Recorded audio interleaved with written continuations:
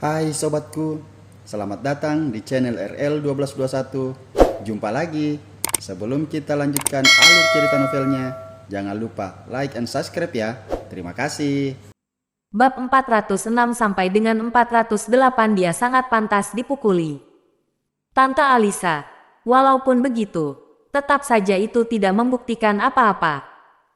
Dia hanya seorang disabilitas, dan tidak mungkin bisa memberi Abigail kebahagiaan.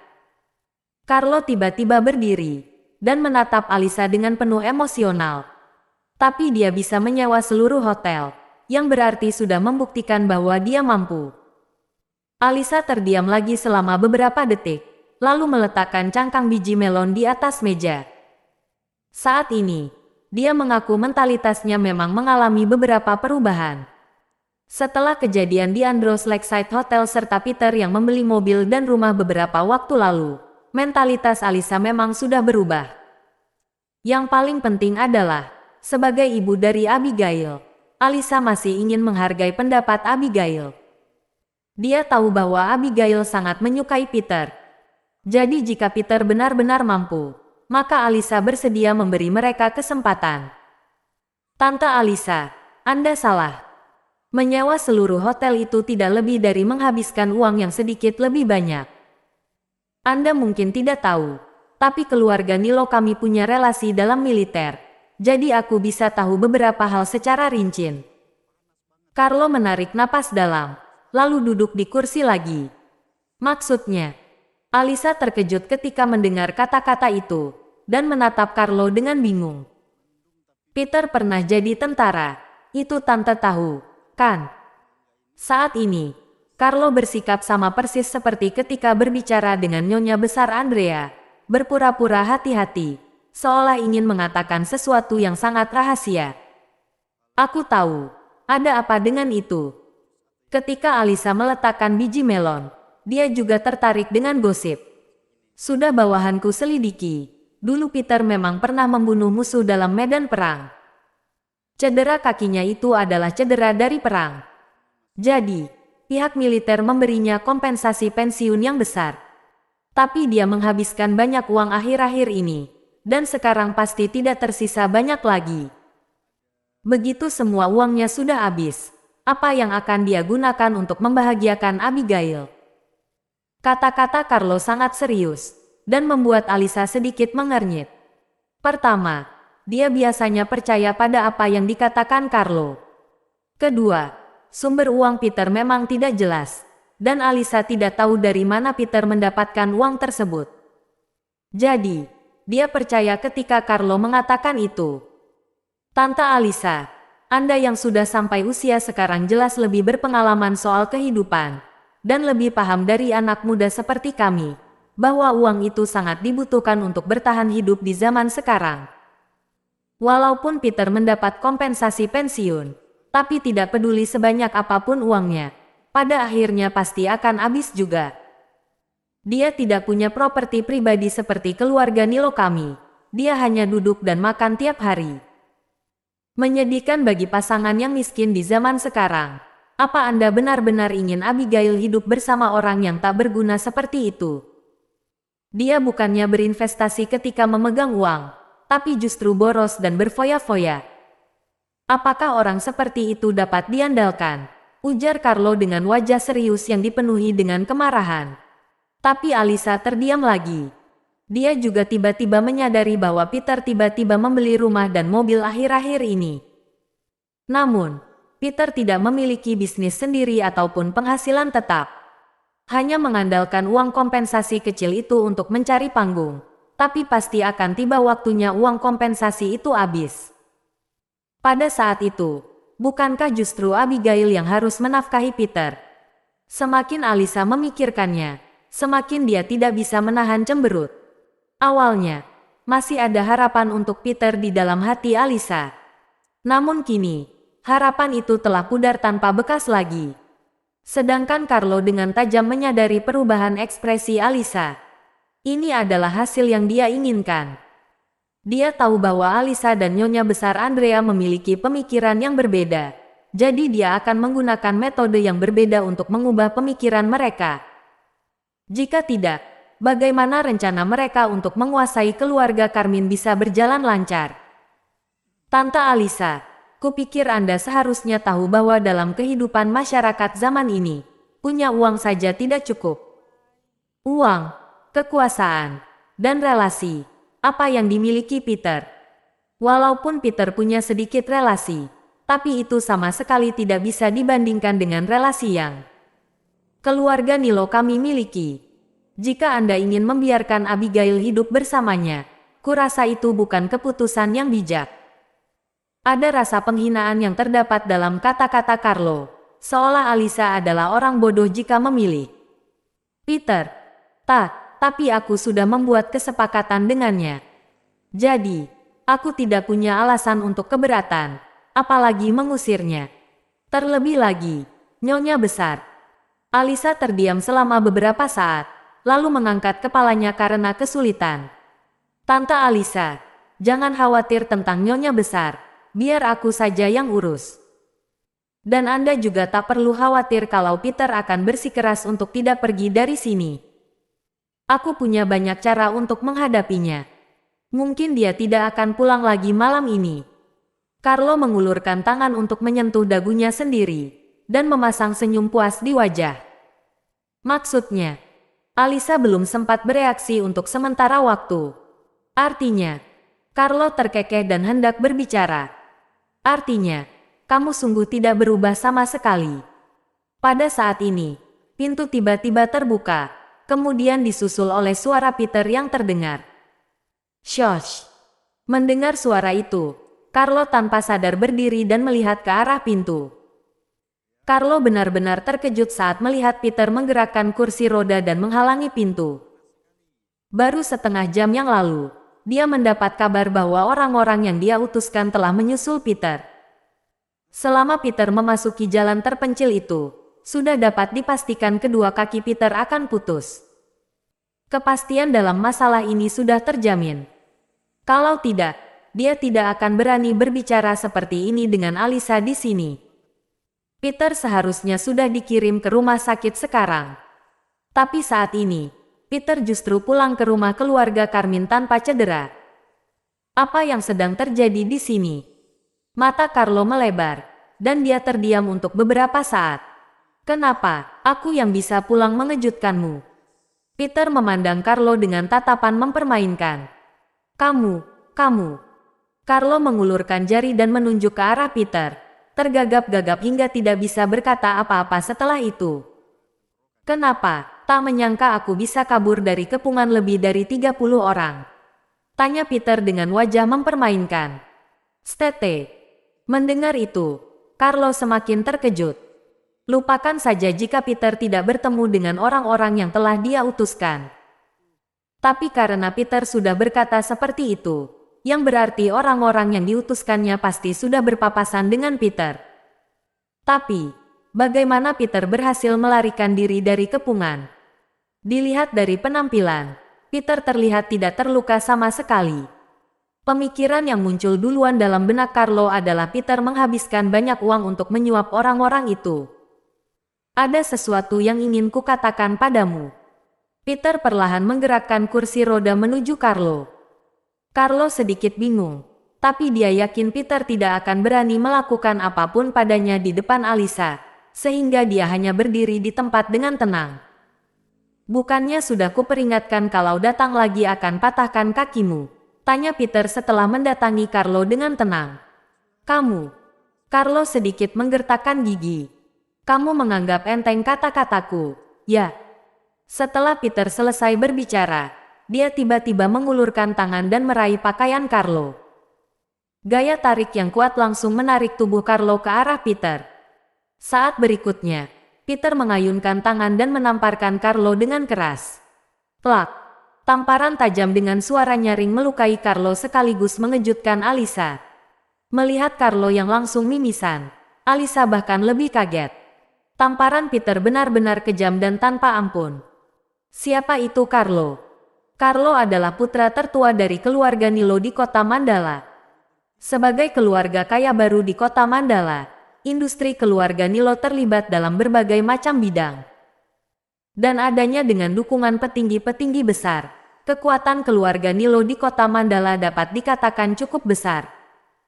Tidaklah berlebihan jika dikatakan bahwa Carlo dapat memukul hampir semua orang di kota Mandala ini sesuka hati. Tapi, sejak kapan dia pernah dipukuli seperti ini? Saat ini, Peter yang merupakan orang cacat bahkan memukulnya tanpa mengucapkan sepatah kata pun. Tidak hanya ditampar, tapi juga sampai mimisan.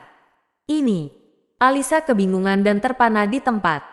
Setelah menamparnya, Peter menarik kerah Carlo lagi. Aku tanya, kamu menganggap enteng kata-kataku, kan? Tanya Peter sembari menatap Carlo dengan ekspresi datar.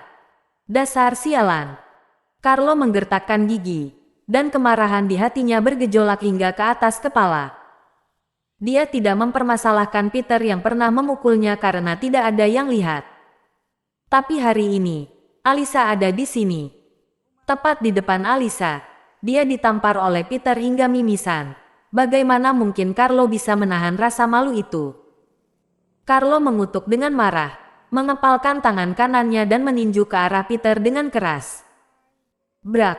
Hanya saja kecepatan tinju Carlo itu terlihat seperti anak kecil bagi Peter. Peter dengan mudah menahan tinju tersebut, lalu menamparkan wajah Carlo dengan punggung tangannya. Karena orang tuamu tidak mengajarimu dengan baik, biar aku bantu ajari. Peter menamparkan wajahnya dan berkata dengan datar, lanjutkan makianmu. Dasar orang cacat tak berguna, sialan. Carlo menggertakkan gigi dan ingin memaki. Plak. Namun, sebelum dia selesai memaki, Peter langsung menamparnya lagi tanpa ampun. Dasar sialan, kamu. Plak, plak, plak. Peter meraih kerah Carlo dengan satu tangan, dan terus menamparnya tanpa ampun dengan tangan yang lainnya. Carlo yang pada awalnya sombong, sekarang bahkan tidak sanggup mengucapkan sepatah kata pun lagi. Wajah Carlo sampai membengkak karena tamparan Peter, bahkan mimisan juga membasahi pakaian kelas atas di tubuhnya. Masih mau lanjut maki? Peter perlahan menghentikan telapak tangannya dan bertanya pada Carlo. Saat ini, Carlo ingin marah, tapi pada saat yang sama tidak ingin merasakan sakit dari tamparan lagi. Oleh karena itu, Carlo terpaksa menahan amarah di dalam hatinya, dan berhenti berbicara. Kalau aku ini disebut sampah, lalu kamu itu apa? Dengan tatapan dingin, Peter langsung membuang Carlo. Tuk, gedebum. Carlo terdorong hingga mundur beberapa langkah, dan terduduk di lantai. Alisa yang melihat penampilan menyedihkan dari Carlo, tanpa sadar menoleh untuk melihat Peter. Semakin melihatnya, semakin Alisa merasa bingung. Peter yang sekarang memberi kesan yang sangat aneh. Kesan yang dingin dan kejam, melakukan apapun dengan ganas, dan tidak terlihat seperti orang cacat yang telah menggunakan kursi roda selama 2 tahun. Alisa dapat merasakan bahwa Peter yang sekarang memiliki temperamen yang berbeda dibandingkan yang sebelumnya. Percaya diri. Benar, Peter yang sekarang tampak jauh lebih percaya diri dari sebelumnya. Sepertinya Peter menjadi lebih bermartabat dari sebelumnya. Tapi Alisa tidak tahu dari mana kepercayaan diri Peter itu berasal. Masih tidak pergi. Nunggu aku patahin kakimu, tanya Peter sambil meletakkan tangannya di sandaran tangan kursi roda, dan menatap Carlo dengan acuh tak acuh. Pada saat ini, wajah Carlo penuh dengan mimisan. Dia perlahan bangkit dari lantai, dan menatap dengan mata yang penuh kemarahan. Peter, kita lihat saja nanti. Tunggu dan lihat saja, aku akan menghancurkanmu. Carlo menyeka mimisannya, lalu menggertakkan gigi dan berjalan keluar. Oke, akan kutunggu. Seringai muncul di sudut mulut Peter. Dia benar-benar tidak pernah menganggap Carlo sebagai lawannya dari awal hingga akhir. Paling hanya dianggap seekor lalat yang mengganggu. Hei, apa yang kalian lakukan? Tepat ketika Carlo berjalan ke arah pintu dan hendak membukanya, pintunya justru terbuka terlebih dahulu. Setelah itu, Abigail berjalan masuk. Saat melihat Carlo, Abigail terkejut sesaat, kemudian menatap Carlo dengan curiga. Tuan Carlo, apa yang kamu lakukan di sini? Tanya Abigail sambil menatap Carlo dengan wajah bingung. Penampilan Carlo saat ini benar-benar membuat Abigail tidak berani membicarakan tentang itu. Belum lagi pembengkakan yang parah dan darah yang ada di seluruh wajahnya. Melihat kepulangan Abigail, wajah Carlo yang sudah bengkak menjadi semakin memerah, dan matanya juga terus mengelak. Alasan Carlo tidak basa-basi dengan Peter barusan, itu karena dia tidak ingin Abigail melihat penampilannya yang menyedihkan ini. Namun, kebetulan Abigail melihatnya saat ini. Perasaan sedih di hati Carlo tidak bisa dijelaskan dengan kata-kata lagi. Tadi aku terpeleset. Abigail baru pulang kerja. Ya, tanya Carlo sambil menundukkan kepala, dan terbatuk untuk menutupi rasa canggung. Abigail terdiam. Terpeleset bagaimana, yang bisa mendapat luka seperti itu? Carlo mungkin berpikir Abigail tidak melihat bekas tamparan di wajahnya. Namun, Abigail tidak akan mengungkapkan itu, melainkan hanya menatap Peter dengan penuh arti. Tuan Carlo, ingin pulang? Ya, tanya Abigail setelah berhenti sejenak. Iya, aku pulang dulu. Sampai jumpa lagi. Carlo menyeka darah yang mengalir di hidung, lalu berjalan menjauh dari Abigail dengan kepala tertunduk. Tidak ada pria yang ingin tampil menyedihkan di depan wanita yang disukainya. Oleh karena itu, Carlo hanya ingin segera keluar dari sini. Vroom. Peter yang duduk di halaman bahkan bisa mendengar suara Carlo yang menancap gas pedal untuk melarikan diri. Crack. Abigail dengan lembut menutup pintu halaman, lalu berjalan menuju Peter dan Alisa. Bu, Peter, apa yang sebenarnya terjadi? Abigail menatap mereka berdua dan bertanya dengan cemberut. Dan hanya pada saat ini Alisa baru bereaksi. Peter, kamu sungguh berani sekali, ya. Bisa-bisanya memukul Tuan Carlo sampai seperti itu. Alisa menarik napas dalam dan menatap Peter dengan wajah penuh tak percaya. Abigail menggelengkan kepala dan mendesah pelan. Ternyata memang Peter yang memukul Carlo. Peter, kenapa kamu memukul Carlo? Kata Abigail sambil menggelengkan kepalanya dengan tak berdaya, dan mengerutkan kening kepada Peter. Dia pantas dipukul, jadi kupukul. Peter tidak peduli, dan menjawab dengan santai. Omonganmu ini sungguh santai sekali. Apa menurutmu sosial zaman sekarang ini mengandalkan kekerasan? Kamu harus tahu, ada beberapa orang yang kamu singgung sedikit saja, harus kamu tanggung resiko yang puluhan kali lipat lebih besar. Sebelum Abigail sempat berbicara, Alisa sudah mulai berteriak sambil meletakkan satu tangan di pinggang, dan menunjuk ke arah Peter. Di dunia ini, memang ada orang yang bisa menekanku. Tapi, jelas bukan Carlo itu. Dia juga tak punya kemampuan untuk membuatku menanggung resiko perbuatanku sendiri. Peter menggelengkan kepalanya secara perlahan, dan tidak memperhatikan kata-kata Alisa sama sekali. Lihat saja nanti, Tuan Carlo tidak akan membiarkanmu pergi begitu saja. Sebaiknya kamu tidak melibatkan kami, ujar Alisa sambil mendengus dingin, dan mengayunkan tangan. Bu, cukup. Besok akan kutemui Carlo itu, dan mewakili Peter untuk minta maaf padanya. Ketika Abigail mengucapkan kata-kata itu, Peter sedikit mengernyit pada awalnya, tapi hatinya tiba-tiba merasa terhangatkan. Peter telah memukul Carlo, tapi Abigail bahkan tidak mengajukan pertanyaan yang bersifat menyalahkan sama sekali. Selain itu, Abigail juga bersedia untuk meminta maaf, dan tidak menyalahkan Peter. Ini menunjukkan bahwa Abigail percaya bahwa Peter tidak akan menyerang Carlo tanpa alasan. Jadi, tidak ada pertanyaan yang perlu untuk diajukan. Abigail, kamu tak perlu minta maaf padanya. Ada aku yang melindungimu, jadi kamu tak perlu minta maaf pada orang lain apapun yang terjadi, ujar Peter dengan serius sambil menatap Abigail. Namun, saat Peter mengatakan ini, Alisa justru tertawa. Peter, kenapa bisa-bisanya ucapan seperti itu keluar dari mulutmu? Hanya karena kamu pernah menjadi tentara, jadi tubuhmu lebih kuat dari orang biasa pada umumnya. Apa kamu tahu bahwa dalam kehidupan sosial zaman sekarang ini, sangat sulit untuk melakukan apapun tanpa uang? dan terlebih lagi kekuasaan itu lebih berkuasa dibandingkan uang. Apa kamu sudah merasa mampu menghadapi Carlo secara langsung hanya karena telah menghabiskan dompetmu untuk menyewa seluruh Andros Lakeside Hotel? Kuperingatkan sekali lagi, kekuatan dan relasi keluarga Nilo itu berada di luar imajinasimu. Jika kamu itu seorang lelaki, maka berinisiatiflah untuk minta maaf kepada Tuan Carlo. Jangan biarkan Abigail yang menyelesaikan masalah yang kamu timbulkan. Alisa melipat kedua tangan di depan dada, lalu mendengus dingin. Karena kamu telah menyatakan cintamu pada Abigail di Andros Lakeside Hotel.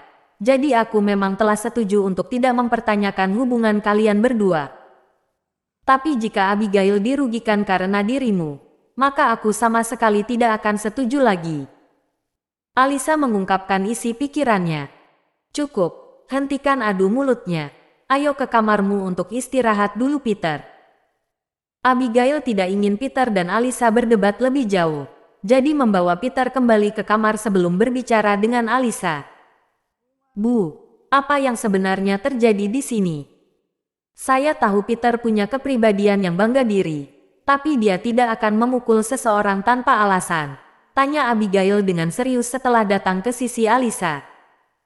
Huff, kamu benar-benar salah kali ini.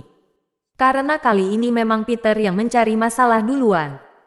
Aku dan Tuan Carlo sedang berbicara di sini, tapi Peter itu langsung main pukul saja begitu pulang. Aku saja heran, sejak kapan si cacat ini jadi begitu ganas dan kuat? Ujar Alisa sambil menyentuh dagu dan menggelengkan kepala. Mustahil. Carlo pasti telah melakukan sesuatu yang membuat Peter marah dan langsung memukulnya. Aku tahu betul kepribadian Peter. Dia itu tidak akan mengganggu orang lain kalau tidak terprovokasi. Abigail sedikit menggelengkan kepalanya, dan masih tidak percaya dengan apa yang dikatakan Alisa.